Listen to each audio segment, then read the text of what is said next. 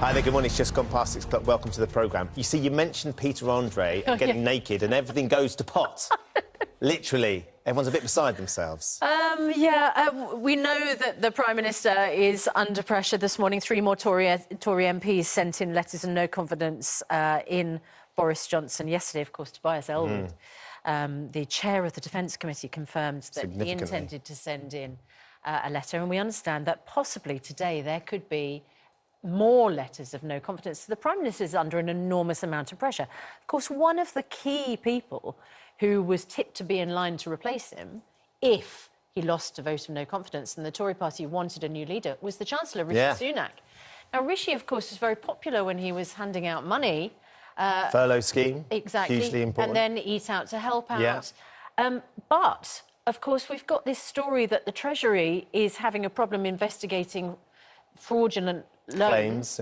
And also today we've got the fact that families are really going to struggle to pay their bills. Energy costs on the rise. And the headline in the Daily Mail this morning, the heat is on Rishi. Can he maintain his popularity? By all accounts, his popularity is dropping with that huge sense of support and popularity up till now. Yeah, and it's our main news story this morning because, of course, millions of households, well, they're going to face an increase of more than £600 a year in energy bills because today is the day the regulator Ofgem announces a big rise in the price cap. It comes out this morning. The Chancellor will unveil a multi-billion-pound package to help families cope with the huge increase. But the Bank of England is also expected to put up interest rates again today. Nithya Rajan is at a charity warehouse in Lincolnshire for us this morning. How they'll affect you and what you can do about it. First, here's Kate with the rest of the day's news. Thanks, you too. Thank you, Kate. Kate, thanks very much indeed. We are going to talk about Kate's debut on Life Stories, which is happening tonight. It is. Let's have a look at the weather with Laura. Although you may see it. But they were going to get the news, the weather and travel. Where you are, Cindy. See you in a moment.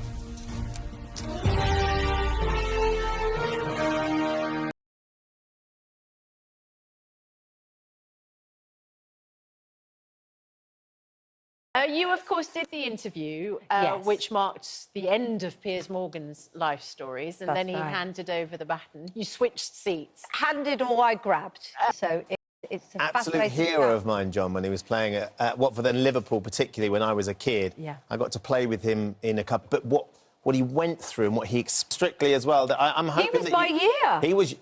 With Kate Garraway, 9 o'clock. OK. Got a nice ring to it, doesn't it? Yeah, really looking forward to that. Let's have a look at the front pages of this morning's newspapers. The Daily Mirror says it's D-Day for COVID-19 are now taking a much shorter period of time to appear and what that might mean for policy. That's coming up after the break. Just a couple of days, apparently. You're watching Good Morning Britain on ITV. See you in a moment.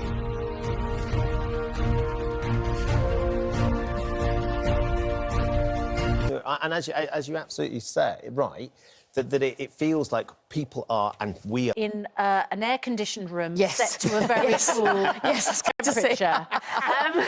Aisha and Ruth, you know, add that celebrities are talking out about this. And Dr. Amir also made the point yesterday to men, you know, it's time to get educated.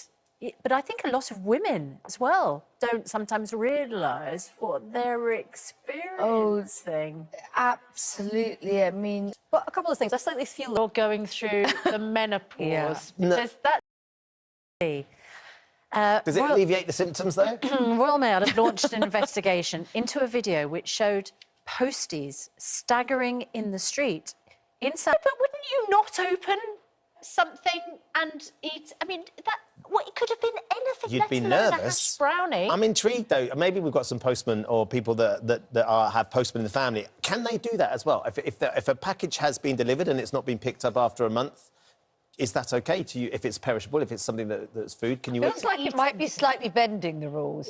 How? Do you know what I mean? That they just thought this is going to waste. Weren't they called something strange like Pablo Escobar delicacy? With a big red flag on it.